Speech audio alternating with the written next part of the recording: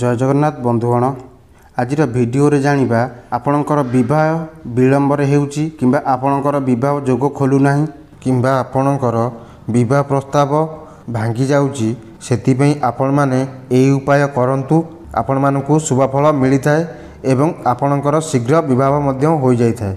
मान्यता अनुसार गायींक ठारे समस्त देवादेवींक वास रही तेणु गाई पूजा देवतांक पूजा सह समान होइथाय। ता सहित धार्मिक महत्व मध्य रही हिंदू धर्म रे तथा भारतीय परंपरा रे गाईर खूब महत्वपूर्ण स्थान रही। गाई को गुड़ खाइबा देवा द्वारा कार्य बाधा दूर होता है, समस्त कार्य सफलता प्राप्ति होता है। विशेषकर अविवाहित युवक युवती गाई को गुड़ खाइबा देवा उचित कहीं गुड़ खाइबा देले आपणक विवाह विलंब समस्या दूर होता है। प्रत्येक दिन गोमाता को पूजा करंतु, गाई को घरे प्रस्तुत होउतिबा प्रथम रुटी खाइबाकू दियंतु।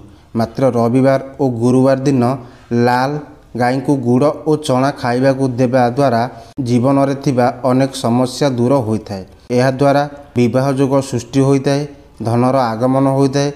ज्योतिष शास्त्र मध्य यह वर्णना करा जायछि। रविवार और गुरुवार दिन सकाळे गाई को गुड़ और चना खाइबाकू देवा द्वारा समस्त कार्य सफलता प्राप्ति होता है।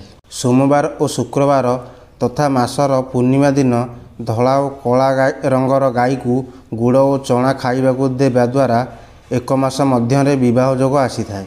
बंधुगण एहीपरि भावे आपण मानक विवाह जोग फिटू खोलु नथिले एही उपाय करी आपण मानक विवाह जोग खोली पारिबे।